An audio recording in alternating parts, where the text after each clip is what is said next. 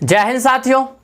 तो आज हम शुरू करने जा रहे हैं आपका बिहार बोर्ड की 10वीं की मैथ का अध्याय 8 त्रिकोणमिति का परिचय।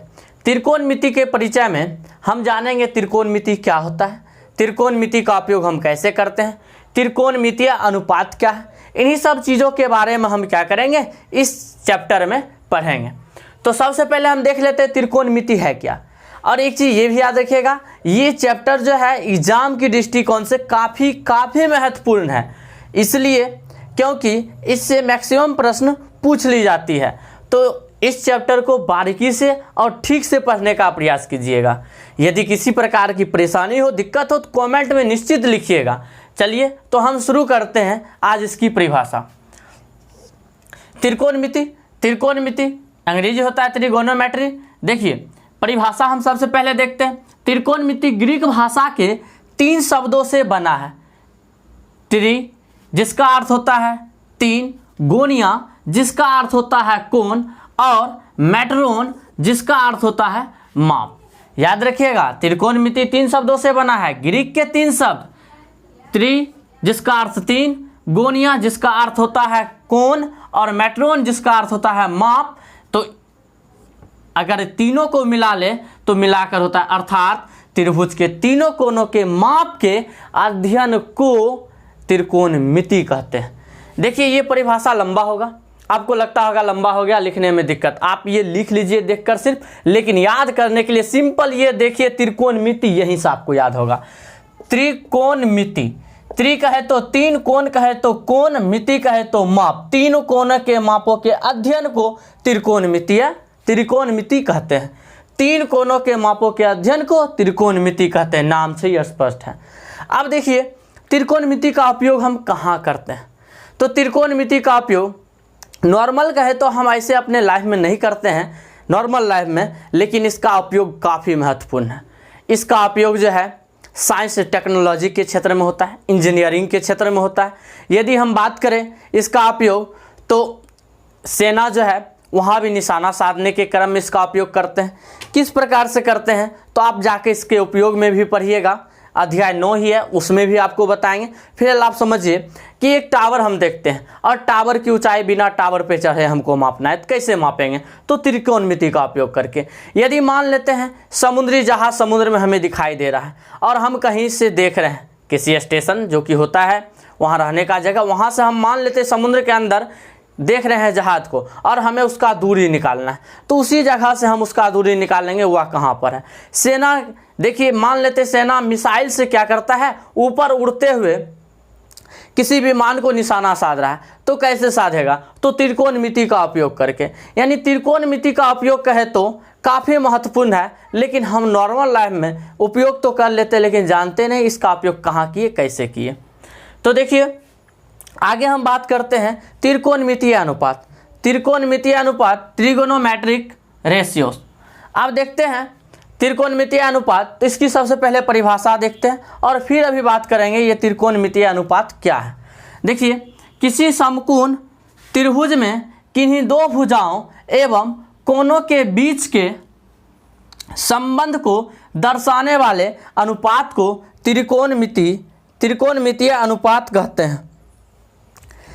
याद रखिएगा साथियों, त्रिकोणमितीय अनुपात काफ़ी महत्वपूर्ण है और इसको समझना भी बहुत ज़रूरी है। देखिए कहता है किसी समकोण त्रिभुज, तो समकोण त्रिभुज आप लोग पढ़े होंगे, बचपन से पढ़ते आते होंगे कि वैसा त्रिभुज जिसका एक कोण 90 डिग्री हो, 90 डिग्री हो, उसे समकोण त्रिभुज कहते हैं। इस प्रकार से आप जानते हैं। तो इसमें भी किसी समकोण त्रिभुज में किन्हीं 2 भुजाओं, कोई भी 2 भुजा मान लेते हैं, अगर ये 2 भुजा या ये 2 भुजा लेता है एवं उसके कोण के बीच के संबंध को, और कोई भी एक कोण लेगा तो उसके बीच संबंध को दर्शाने के लिए जिस अनुपात का उपयोग किया जाएगा उसे त्रिकोणमितीय अनुपात कहते हैं।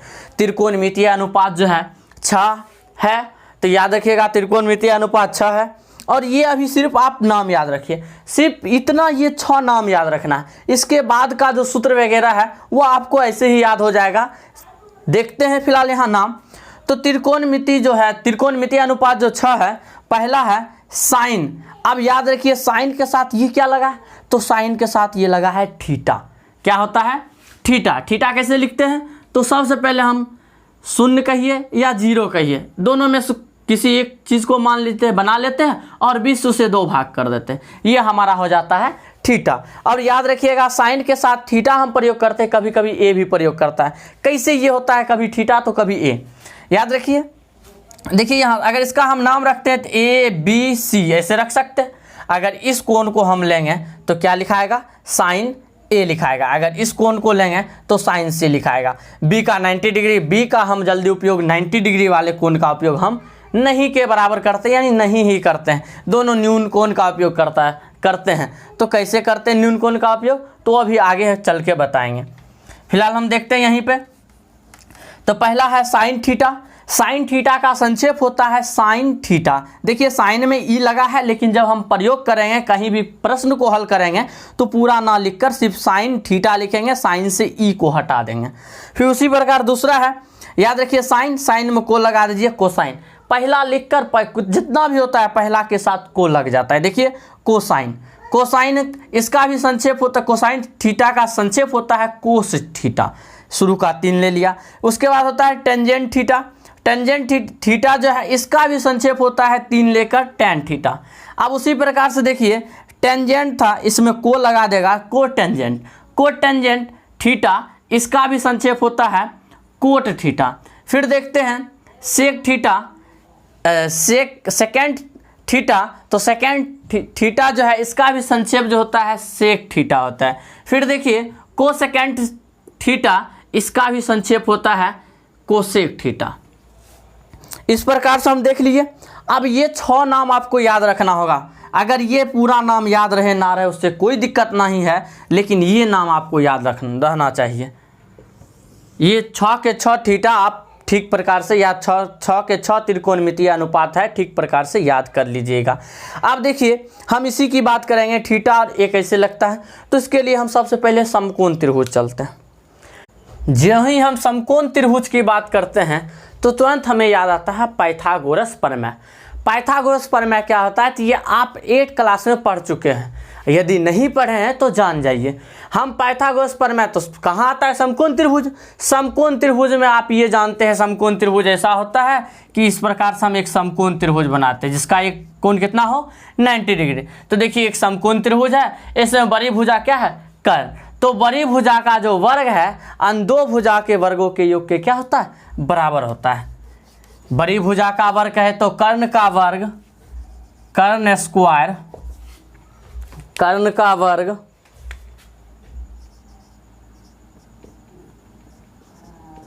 बराबर लंब का वर्ग प्लस आधार का वर्ग। ये सूत्र जो है आप कई बार पढ़े होंगे। तो चलिए हम इसको छोड़ते हैं, इधर आते हैं।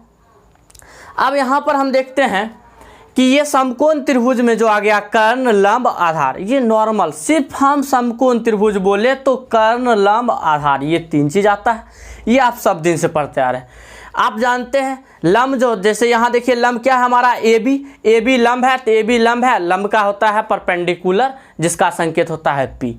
अब देखते हैं हमारा आगे है बी सी हमारा क्या होता है, आधार। BC आधार है और आधार का बेस होता है जिसका संकेत होता है B। उसके बाद बात करें कर्ण AC है, AC हमारा क्या है, कर्ण है, और AC कर्ण का अंग्रेजी होता है हाइपोटेनियस जिसका संकेत होता है H। अब अगर इस प्रकार देखें तो लंब आ गया परपेंडिकुलर P, लेकिन हम यहाँ त्रिकोणमिति में यदि लंब का संक्षेप L लेकर चलते, सिर्फ लंब का L, तो हमें बहुत ही आसान होता है और हम यही लेकर चलेंगे ताकि आपको समझने में और फार्मूला बनाने में काफ़ी आसान हो। देखिए अब बात करते हैं आधार BC हमारा क्या है, आधार। और आधार कहे तो आधार किससे शुरू होगा, A से। तो हम B के जगह पर आधार के लिए हम किसका प्रयोग करेंगे, A का प्रयोग करेंगे। और उसी प्रकार हम कहे कर्ण, तो कर्ण जो है K से, तो कर्ण के लिए हम K का प्रयोग करेंगे। और जब इसका प्रयोग करेंगे तब हमारा सूत्र जो है आसानी से बढ़ना शुरू हो जाएगा। तो फिलहाल आप लोग क्या कीजिएगा, ये कर्ण का वर्ग बराबर लंब का वर्ग प्लस आधार का वर्ग, ये सूत्र और इससे संबंधित 2 सूत्र और बन जाएगा। जैसे अगर कोई लंब का वर्ग पूछा यानी लंब का स्क्वायर, तो कर्ण का स्क्वायर इधर क्या होगा माइनस। देखिए लंब का वर्ग अगर कोई पूछ दिया तो कर्ण का वर्ग माइनस आधार इधर आके माइनस होता है तो माइनस आधार का वर्ग। उसी प्रकार से कोई आधार पूछा तो ये लम आ जाएगा माइनस में। अब कोई पूछ दिया आधार का वर्ग बताइए तो क्या हो जाएगा, कर्ण का वर्ग माइनस लंब का वर्ग। अब ये हमारा हो गया ये 3 फार्मूला। अब यहाँ से इस फार्मूला को आप ऐसे भी कोई पूछ दिया सिर्फ कर्ण बराबर बताइए तो ये स्क्वायर है यानी वर्ग है, इधर हट के जाएगा तो क्या हो जाएगा रूट। अगर यहाँ हटाते तो ये हमारा इधर रूट में हो जाएगा, यानी कर्ण बराबर क्या हो जाएगा रूट अंडर लंब स्क्वायर प्लस आधार स्क्वायर। उसी प्रकार कोई पूछ दिया लंब बराबर क्या होगा तो लंब बराबर कोई पूछ दिया तो लंब बराबर भी ये स्क्वायर हटा तो इधर आके रूट चढ़ गया तो कर्ण का वर्ग माइनस आधार का वर्ग। उसी तरह आपको पूछ दिया आधार, सिर्फ आधार पूछ दिया तो रूट अंडर कर्ण का वर्ग माइनस लंब का वर्ग। ये इस प्रकार से आप सिर्फ एक सूत्र को ये कर्ण का वर्ग जो था वह याद करके आप इससे संबंधित ये 6 प्रकार के जो सूत्र बन गया वो आप याद रख सकते हैं। अब देखते हैं हम इसका प्रयोग करके एल ए और के, एल ए के इस 3 चीज का प्रयोग करके हम इन सबों का सूत्र sine theta, cos theta, tan theta, cot theta, sec theta और कोसेक थीटा इन सबों का फार्मूला निकालेंगे। तो इन सबों का फार्मूला निकालेंगे हम, तो देखते हैं। और ये आपको हम बोले थे ये थीटा का प्रयोग क्यों करते हैं तो ये भी आप समझ जाइए। हम यहाँ जो त्रिकोणमिति में उपयोग करेंगे समकोण त्रिभुज, तो इसमें 90 डिग्री वाले कोण का उपयोग कभी नहीं होता है। तो 90 डिग्री के नहीं होगा तो शेष 2 कोण होगा। अब गौर कीजिए ये दोनों कोण कौन सा कोण होगा तो न्यून कोण होगा, क्योंकि 90 डिग्री वाले कोण समकोण और उससे छोटा कोण हमारा क्या हो जाएगा न्यून कोण। और इसमें यदि हम बात करें 90 हो गया तो दोनों मिलकर होगा 90। जब 2 कोणों का योग 90 डिग्री हो तो वह दोनों कोण एक दूसरे का पूरक कोण होता है। तो देखिए आप पूरक कोण का इसमें प्रयोग करेंगे, यानी न्यून कोण अगर मान लेते हैं ये कोई होगा 10 डिग्री, ये हमारा अगर ये 10 नहीं 30 ले लेते हैं मान लेते हैं, तो ये हमारा कितना हो जाएगा 30 है तो ये 60 हो जाएगा, क्योंकि ये 90 ऑटोमेटिक पहले से ही है तो ये 30 है और ये क्या हो जाएगा तो 60 हो जाएगा। और ये दोनों कोण एक दूसरे का पूरक है और दोनों न्यून कोण है। देखिए पूरक कोण कैसे होता है तो ये भी आप जानते हैं, 2 कोणों का योग 90 डिग्री होता है। जैसे अगर 30 का ही कोई पूछेगा 30 का पूरक, तो पूरक निकालने के लिए हम क्या करते हैं, या देखिए पूरक निकालने के लिए 2 पूरक का योग 90 तो 30 का पूरक निकालना है, 90 में से क्या करना है ये 30 घटा देना तो हमारा क्या आ जाएगा 60 डिग्री। इसी प्रकार से कोई भी पूरक पूछेगा तो इसी प्रकार से हम निकालेंगे। तो यहाँ हम प्रयोग करेंगे। अब ये देखिए यहाँ तो हम ले लिए यहाँ कोण, लेकिन यहाँ पर यही है थीटा जो है कोण के जगह पर उपयोग किया जाता है थीटा का। किसका उपयोग किया जाता है थीटा का। अब थीटा कभी ए के साथ भी लेता है, तो अब थीटा नहीं उपयोग करके यदि हम ए भी प्रयोग करें तो यहाँ साइन के जगह साइन थीटा की जगह ए आ जाएगा, नहीं तो हम थीटा भी लिख सकते हैं। यानी कोण के संकेत के रूप में हम थीटा का प्रयोग करते हैं। ये भी आप याद रखिएगा, ये जो है क्या है थीटा।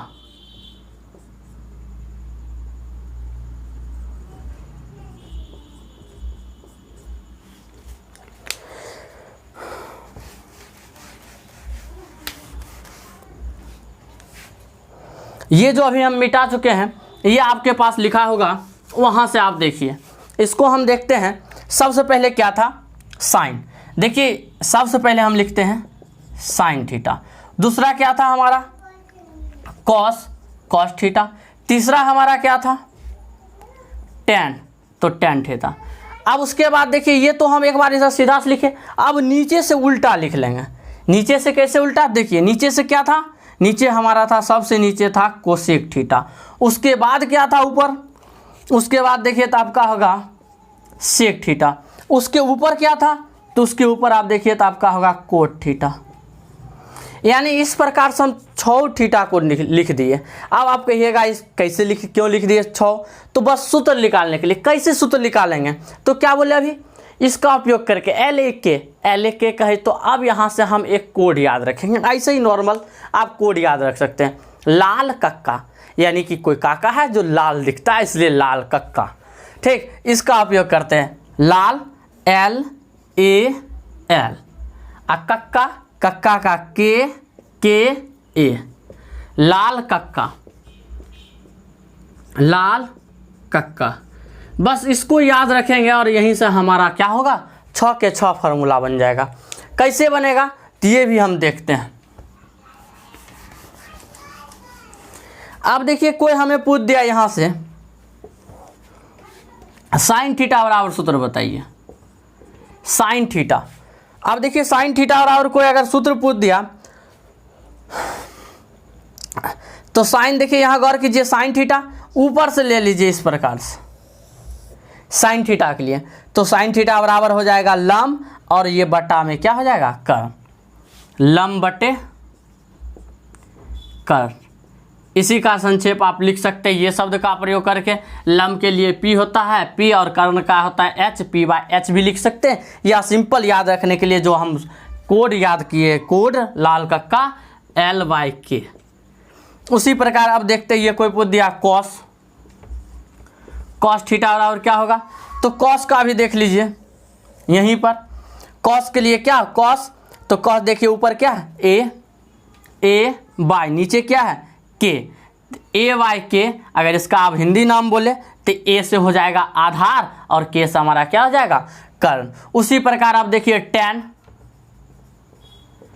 tan अगर tan का कोई पूछ दे तो tan का आप क्या बोलिएगा, देखिए ऊपर से आधार इस प्रकार से, तो हो जाएगा ऊपर से लंब और नीचे से हो जाएगा आधार, तो tan थीटा लंब बटे आधार। उसी प्रकार से अब कोई आपको पूछ दिया, याद रखिए आप पूछ दिया कोसेक, तो कोसेक हम नीचे से चलेंगे, नीचे कोसेक, कोसेक थीटा, तो कोसेक का क्या हो जाएगा आपका K/L, यानी कि कर्ण बटे लंब। अब सिंपल से याद है, वैसे एक याद करने का तरीका यहाँ भी बता देते हैं। सेक, अब देखिए सेक का अगर कोई पूछ दिया तो सेक का हम क्या करेंगे, देखिए सेक थीटा बराबर हो जाएगा आपका K/A कर्ण बटे आधार। और इसी प्रकार से अगर कोई पूछ दे आपको कॉट थीटा, तो कॉट थीटा का आपका हो जाएगा A/L आधार बटे लंब। यानी कि देखें तो इस प्रकार से हमारा 6 के 6 फार्मूला बन के क्या है तैयार है। साइन थीटा लंब बटे कर्ण L/K, कॉस थीटा आधार बटे कर्ण, tan थीटा लंब बटे आधार, कोसेक थीटा कर्ण बटे लंब, उसी प्रकार सेक थीटा कर्ण बटे आधार और कॉट थीटा आधार बटे लंब। अब यहाँ आप देखते हैं तो ये सूत्र याद करने के लिए जो ये तरीका बताया आप इसे भी याद रख सकते हैं, साइन कोस tan, उसके बाद उल्टा कोसेक सेक कॉट। आप देखते हैं अगर इस प्रकार से नहीं तो आप ये 3 तो याद रख सकते हैं, ये 3 तो आपको हमेशा याद रहेगा, sine cos tan, sine cos tan, sine cos tan। अब इसका साइन उल्टा आपको याद कर लेना होता है कोसेक, कॉस उल्टा होता है सेक और उसके बाद tan का उल्टा होता है कॉट। तो देखिए साइन थीटा का लंब बटे कर्ण, तो इसका उल्टा क्या है कोसेक, कोसेक का देखिए इसका उल्टा दिया के ऊपर L नहीं है, कर्ण बटे लंब। अब देखिए कॉस थीटा, कॉस थीटा है, कॉस थीटा क्या है आधार बटे कर्ण, कॉस का उल्टा सेक, तो कर्ण बटे आधार, देखिए कर्ण बटे आधार। उसी प्रकार देखिए कॉट, तो कॉट किसका उल्टा होगा tan का होता है लंब बटे आधार, तो इसका हो जाएगा आधार बटे लंब। तो इस प्रकार से आप क्या कर सकते हैं, इस फार्मूला को याद कर सकते हैं। और इसी पे आधारित आपको अब प्रश्न दिया जा सकता है। कैसे प्रश्न देखा तो वो भी देख लीजिए इसी जगह। प्रश्न देखिए इस प्रकार से दे दिया जाएगा,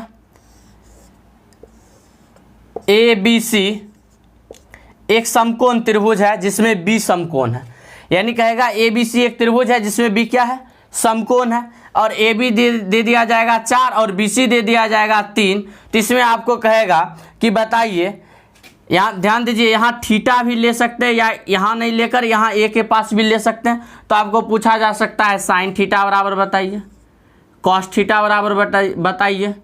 अगर इस प्रकार से अगर थीटा यहाँ साइन थीटा कॉस थीटा ले लिया, यदि थीटा ना रहता तो ये C है तो C भी ले सकता था, साइन C का मान बताइए, कॉस C का मान बताइए। यदि इधर से ना लेकर अगर यहाँ लेता तो साइन A कोस A पूछता, इस प्रकार से पूछा जा सकता था।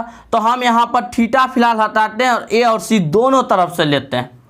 तो देखिए यहाँ पूछा जा सकता है आपको बताइए साइन A कॉस A, या उसके बाद पूछा जा सकता है साइन C का मान बताइए। इन सब का वैल्यू आपसे पूछा जा सकता है। तो कैसे निकालेंगे इसका वैल्यू, तो आप लोग क्या कीजिएगा, जैसे ये प्रश्न देखते हैं तो सीधा आप सूत्र लगा के निकाल दीजिएगा, बस गलत हो जाएगा। यहाँ एक चीज़ आपको समझना होगा, ए और सी के अनुसार क्या समझना होगा, हमारा लंब और आधार बदलते रहता है। कैसे, तो यहाँ देखते हैं प्रश्न में। जैसे ये प्रश्न दे दिया, आपको बताना है साइन सी, तो हम देखते हैं साइन सी। साइन सी बराबर साइन थीटा बराबर हमें सूत्र क्या है, लंब बटे कर्ण। तो हम लिख सकते हैं लंब बटे कर्ण।